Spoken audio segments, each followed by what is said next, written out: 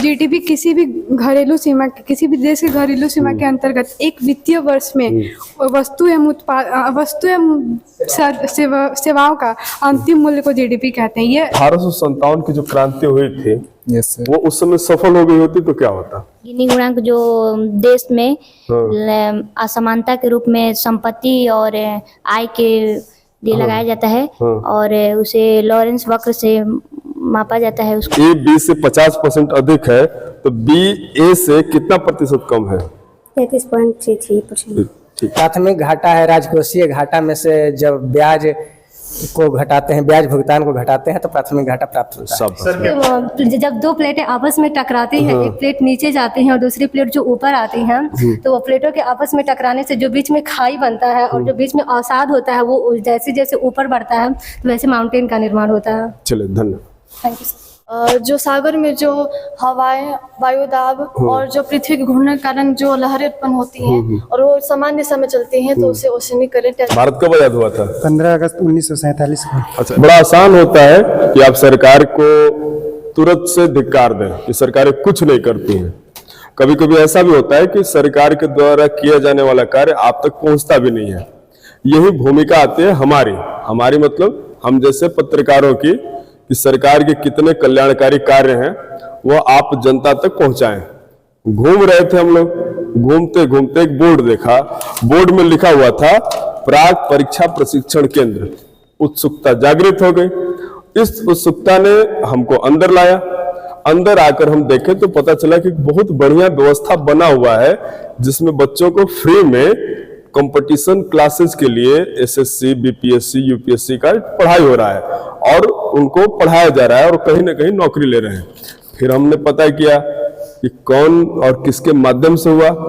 माध्यम हमारे साथ बैठी हैं डॉक्टर सीमा पटेल, विभागाध्यक्ष इतिहास विभाग, और सारा जो दारोमदार है जिस इंस्टीट्यूट का हमने अभी नाम लिया वो इन्हीं के कंधों पर है और खूब बढ़िया कार्य इनके द्वारा किया जा रहा है। लेकिन बहुत कुछ ज्यादा हम जान नहीं पाए इसके बारे में।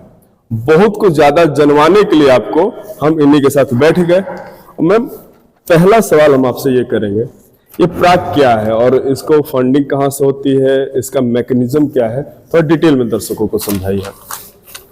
देखिए, ये जो है बिहार सरकार द्वारा एक व्यवस्था बनाई गई कि बिहार के हमारे जो बच्चे हैं अक्सर कंपटीशन की तैयारी करने के लिए, कंपटीशन यानी कि बीपीएससी, रेलवे, बैंकिंग, एसएससी, इसको तैयारी करने के लिए इनको बाहर अपना प्रांत छोड़ करके और आर्थिक भार उनके ऊपर पड़ता है तो वो छोड़ करके दिल्ली, इलाहाबाद इत्यादि जाते हैं। तो बिहार सरकार ने ये बिहार राज्य कल्याण विभाग द्वारा ये संचालित है और इसमें जो है इन बच्चों को जो प्री एग्जामिनेशन है कंपटीशन की, तो 2 बैच आपको 6-6 महीने में 2 बैच आपको चलाना। साधारण भाषा में हम दर्शकों को समझाएं तो अगर आप आर्थिक रूप से कमजोर हैं और आपके बच्चे अगर बाहर तैयारी करने या महंगे कोचिंगों में फी नहीं दे पाते हैं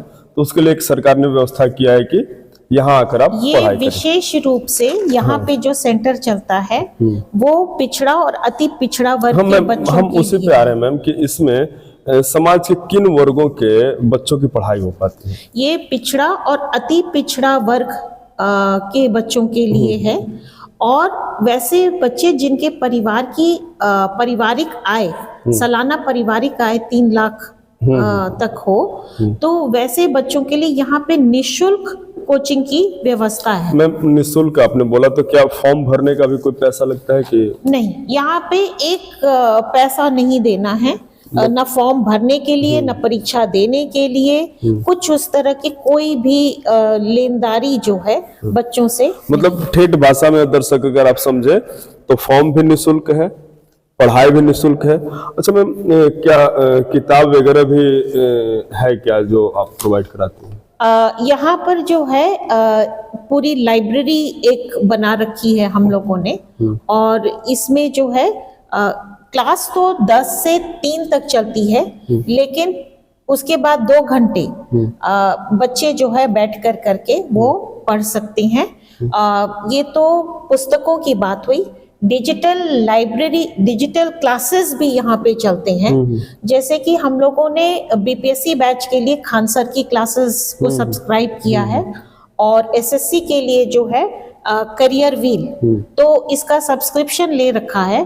बच्चे जो है 3 बजे के बाद वो बैठ करके उसको या तो डिजिटल ये जो उनकी क्लासेस हैं उसको अटेंड कर सकते हैं, या फिर अगर पुस्तकें से उनको अपना प्रैक्टिस सेट करना है, या फिर टीचर लोग से कोई भी डाउट है।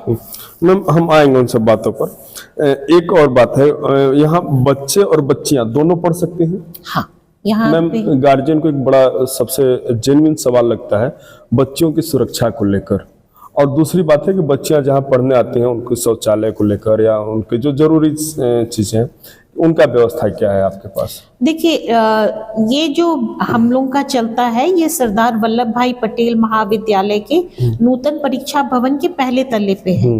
ये पूरा पहला तल जो है वो केवल प्राक परीक्षा प्रशिक्षण केंद्र के लिए समर्पित है, जिसमें कि बिल्डिंग के एक तरफ जो है उत्तर तरफ ये लड़कियों के लिए है व्यवस्था शौचालय की, और लड़कों के लिए दक्षिण तरफ। फिर आरओ, गर्मी के दिन में जो है चिल्ड वाटर कूलर है, आरओ का पानी है, यानी कि जो बुनियादी सुविधाएं हैं वो निश्चित रूप से यहाँ पे उसकी व्यवस्था की गई है। तो मैम ये सब तो है, मूल बात है कि सुविधाएं थोड़ा सा कम हो या ज्यादा हो, ज्यादा मतलब उससे नहीं है, मतलब है कि जो शिक्षक मैम आपके पास हैं वो किस क्वालिटी के हैं, और वो उनके द्वारा पढ़ाने के अलावा क्या क्या सुविधाएं बच्चों को और दी जाती हैं? देखिए, शिक्षक हमारे जो हैं, कुछ तो कॉलेज के शिक्षक इसमें अपना समय देते हैं जब उनकी क्लासेस वहाँ नहीं होती हैं, और कुछ जो है यहाँ के जो बेस्ट जो कोचिंग संस्थान हैं, तो बेस्ट कोचिंग संस्थान जैसे कि बिंद्रा क्लासेस, महिंद्रा, प्रगति, गुरुकुल, आदर्श क्लासेस, यहाँ से जो भी टीचर जो हैं, जो अच्छे टीचर हैं, जैसे कि दीपक बिंद्रा सर, अभिषेक जी, ओम प्रकाश जी, फुल्लन सर, तो आप सब लोग जो हैं यहाँ पर अपना समय देते हैं और बहुत अच्छी तरह से बच्चों को पढ़ाते हैं। जब प्रधान सचिव आए थे कल्याण विभाग के पिछले साल, तो उन्होंने ये कमेंट किया, यहाँ पे जो है कुछ शिक्षक केवल पढ़ाते ही नहीं है, बच्चों को असाइनमेंट भी देते हैं, लिखित में करवाते हैं, और ये इसलिए करवाया जाता है कि आमतौर पे बच्चों की लेखनी काफी कमजोर होती है। हाँ मैम, उस पर हम लोग आएंगे, लेकिन मैम एक चीज है कि बच्चे अगर आर्थिक रूप से कमजोर हैं, तो अगर गांव से आते हैं जाते हैं, या कॉपी कलम का भी खर्च होता है, कुछ परिवार ऐसे में उसको भी वहन नहीं कर पाते हैं, तो क्या आपकी संस्था कुछ उस तरीके का स्कॉलरशिप या कुछ आर्थिक मदद करती है क्या? और करती है तो उसका प्रावधान क्या है? देखिए, यहाँ बिहार सरकार जो है प्रत्येक बच्चे को फ्री स्टडी मटेरियल देती है। लगभग 1,500-2 हजार का जो है स्टडी मटेरियल मुफ्त मिलता है। दूसरी चीज है कि जिन बच्चों का रेगुलर अटेंडेंस, यानी कि 75% उनका रेगुलर अटेंडेंस अगर होता है, तो उन बच्चों को 3,000 रुपए तक स्कॉलरशिप भी देती है। मतलब 3,000 कहने का मतलब है कि 6 महीने में 500 रुपया महीना। हाँ, तो इतना तो आने जाने का खर्च लगभग। अच्छा मैम, एक चीज और है कि जैसे अटेंडेंस की आपने बात किया 75%, तो कोई भी आकर अटेंडेंस लगा देगा जब तक बायोमेट्रिक ना हो तब तक? नहीं, यहाँ पे बायोमेट्रिक की व्यवस्था है। अच्छा। तो प्रत्येक बच्चे को एक स्मार्ट आईडी कार्ड दिया गया है, और वो स्मार्ट आईडी कार्ड से जो है वो बायोमेट्रिक मशीन उसको रीड करता है, और यही चीज जो है टीचर लोगों के लिए भी है। और पटना से जो है वो डायरेक्ट वो लिंक है, तो वो लोग डायरेक्ट देख सकते हैं कि कितने बच्चे, कितना अटेंडेंस। हाँ। खैर, ये बातें होंगी हम लोग के संस्थान की। मैम, जो सबसे बड़ा बात होती है कि बच्चा, कोई किसी की कैचिंग पावर बहुत अच्छी होती है और कोई थोड़ा सा कमजोर प्रवृत्ति का होता है, उस कमजोर प्रवृत्ति को थोड़ा सा एक्स्ट्रा समय की जरूरत पड़ती है। तो क्या टीचर यहाँ के डाउट को क्लियर करते हैं बैठकर, या फिर पढ़ाते हैं और बस चले जाते हैं? नहीं, टीचर लोग जो है वो समय देते हैं। 3 बजे के बाद जो है टीचर रहते हैं, और जिन बच्चों को दिक्कत है, समस्याएं हैं, वो उनका निवारण भी करती हैं। इसके अतिरिक्त जो है एक व्हाट्सएप ग्रुप प्रत्येक बैच का बनता है। इस व्हाट्सएप ग्रुप में उन लोगों को प्रैक्टिस सेट दिए जाते हैं, और उस पे भी चर्चा होती है कि क्या सही है, क्यों सही है, तो ये भी होता है। इसके अतिरिक्त हम लोग केवल यहाँ पर किताबी ज्ञान ही नहीं बांटते हैं। अभी जैसे चुनाव बीता था, तो बच्चों को पूरी जो चुनावी प्रक्रिया है उसका मॉक हम लोगों ने बच्चों के द्वारा ही करवाया, जिसमें कि बच्चों को एकदम जमीनी तौर पे ये ज्ञान हो कि हमारी जो ये संवैधानिक व्यवस्था है ये किस प्रकार से संचालित होती है। मतलब एक प्रैक्टिकल भी यहाँ पर आयोजित होता है कि भाई प्रैक्टिकल के माध्यम से भी सीखे। मैम, पढ़ाई में ये जो कंपटीशन की तैयारी है, बड़ा लंबा ये सफर होता है, किसी का कम लेकिन किसी का लंबा होता है। जो सबसे जरूरी चीज होती है वो मोटिवेशन की जरूरत होती है। तो मोटिवेशन के लिए क्या प्रावधान है आपके यहाँ, या क्या आप व्यवस्था करते हैं? देखिए, ये तो सरकार की तरफ से ही निर्देश है कि प्रत्येक माह कम से कम एक मोटिवेशन क्लास होना चाहिए। तो ये मोटिवेशन क्लास आमतौर पे जो हमारे सफल अधिकारी, जो अधिकारी के रूप में नियुक्त हो गए हैं, तो वैसे ऑफिसर्स को बुला करके हम लोग उनसे जो है मोटिवेशनल क्लास, तो वो अपने जो अनुभव है उसको इन बच्चों के साथ साझा करते हैं। इसके अतिरिक्त जो नए अभी बीपीएससी पास करके जो ऑफिसर्स इन ट्रेनिंग हैं, तो उन लोगों को भी हम लोग इनवाइट करते हैं।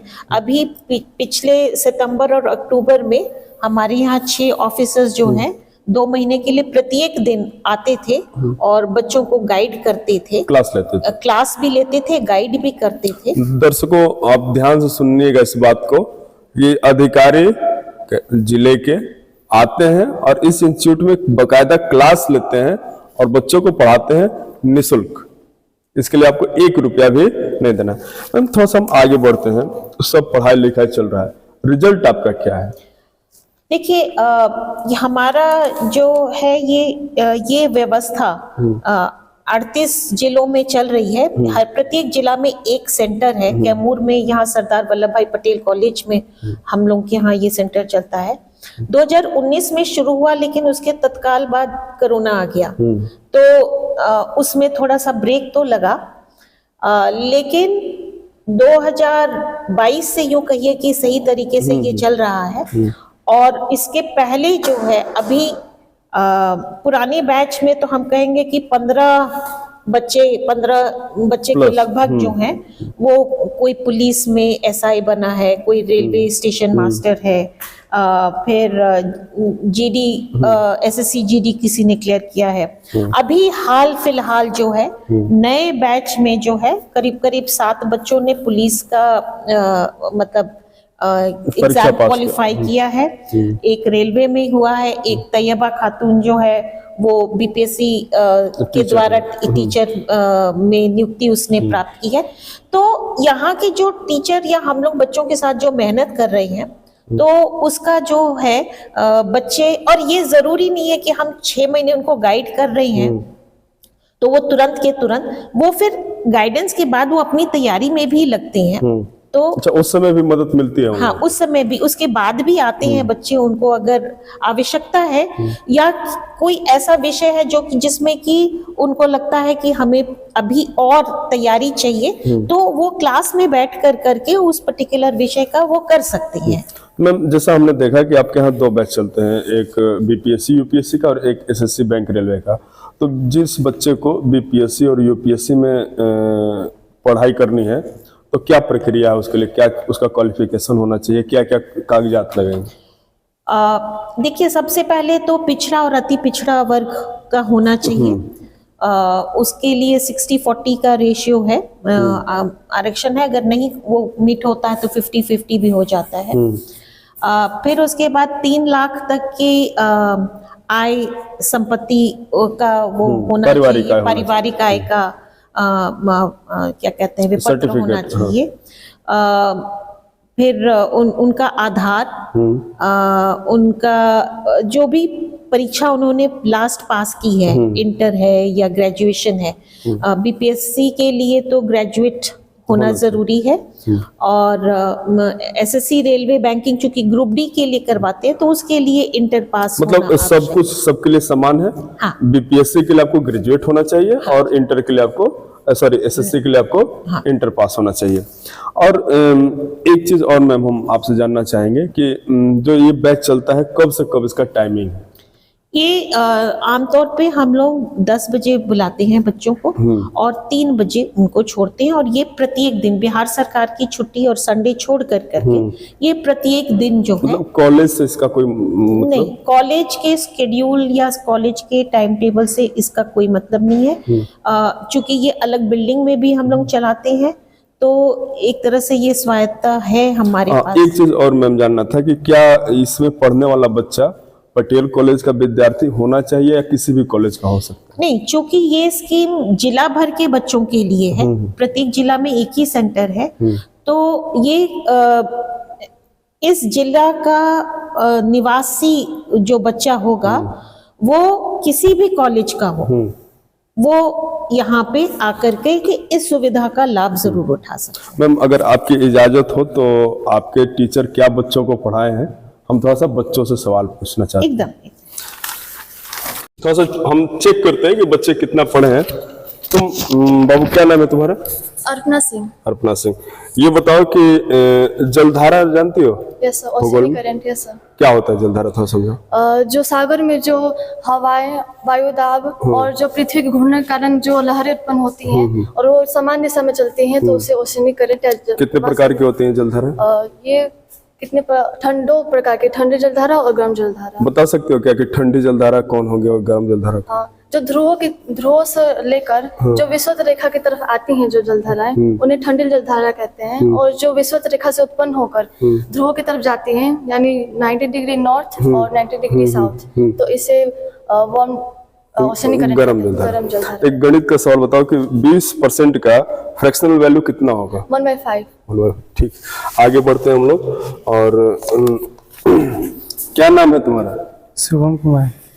पहले मुंह से ही करो, जोर से बोलो। शुभम पटेल। हाँ, क्या करते हो? पढ़ाई करते हैं, किस चीज का? एसएससी, रेलवे, बैंकिंग का कंपटीशन का तैयारी करते हैं सर।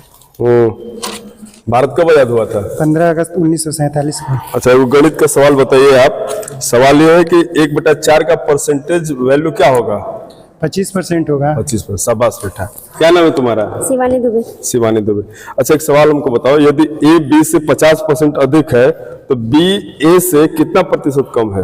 33.33%। ठीक, हम लोग देखते हैं यहाँ क्या चीज पढ़ाई हो रहा है। नमस्कार सर।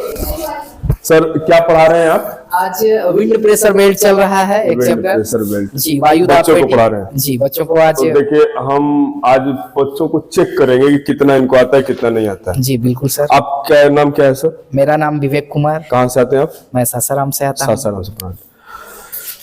क्या नाम है आपका? कुमारी लक्ष्मीना गुप्ता। ये पहले खड़ा हो जाओ, सामान्य सभ्यता तो समझो। ये बताओ कि गिनी गुणांक क्या होता है? गिनी गुणांक जो देश में असमानता के रूप में संपत्ति और आय के लिए लगाया जाता है और उसे लॉरेंस वक्र से मापा जाता है उसको। ठीक। और 1 के और 0 के बीच में 1 से 0 के बीच में होता है। अच्छा ठीक है। क्या नाम है तुम्हारा? खुशी कुमारी। ये बताओ कि जीडीपी का डेफिनेशन बताओ हमको। जीडीपी किसी भी घरेलू सीमा, किसी भी देश की घरेलू सीमा के अंतर्गत एक वित्तीय वर्ष में वस्तु एवं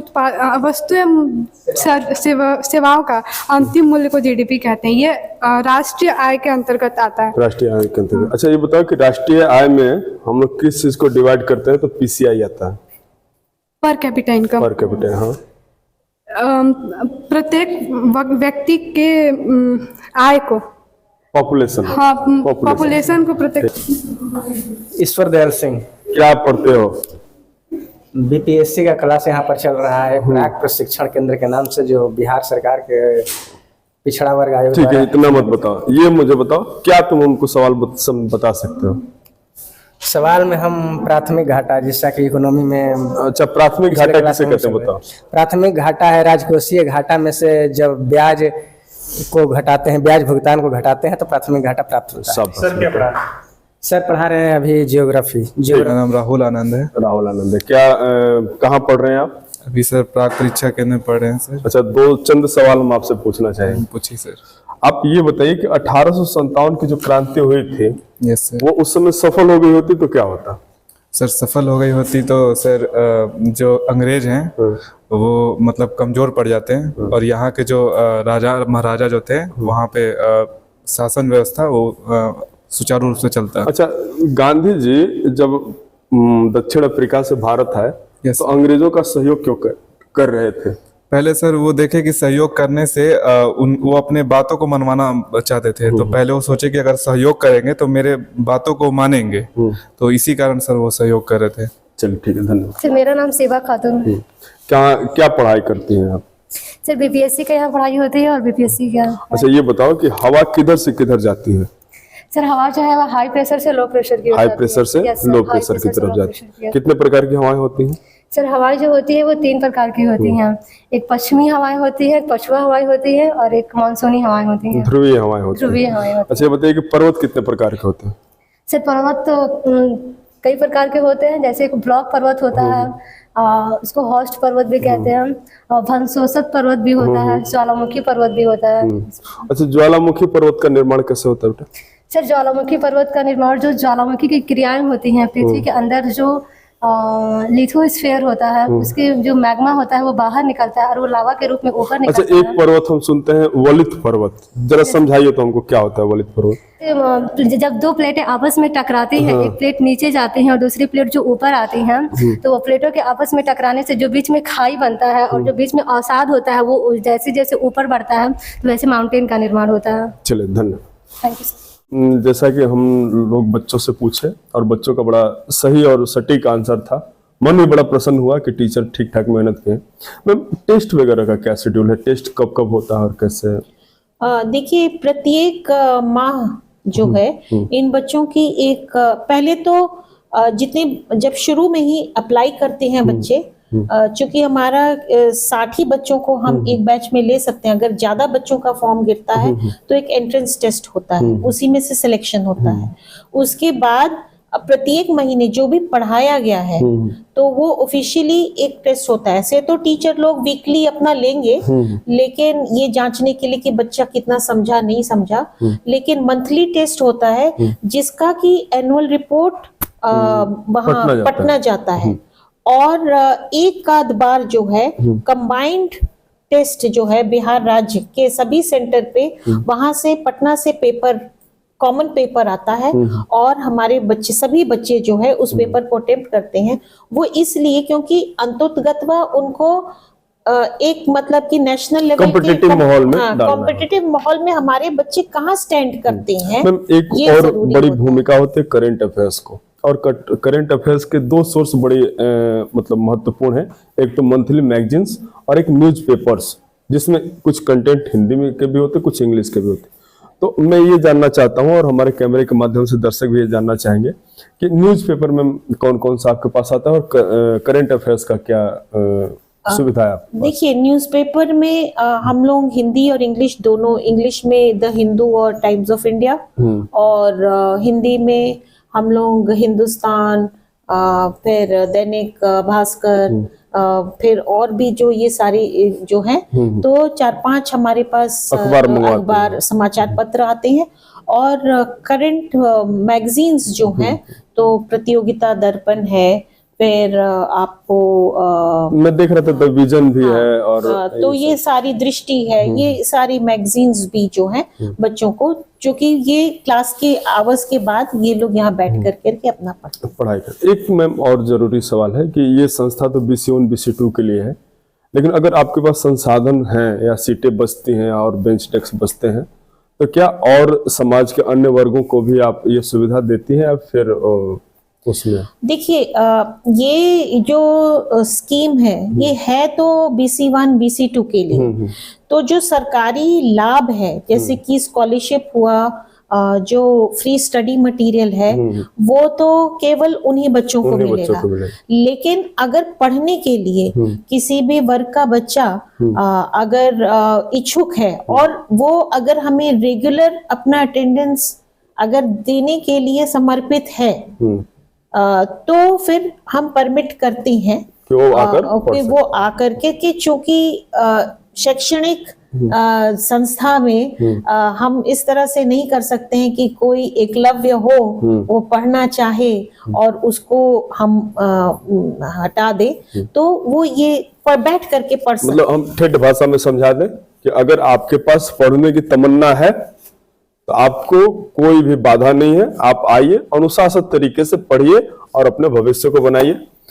और ऐसे ही बढ़िया रोचक चीजों के लिए जुड़े रहिए हमारे साथ, कुछ न कुछ और फिर कुछ खोज कर लाएंगे ही और आपको बताएंगे। तब तक के लिए धन्यवाद।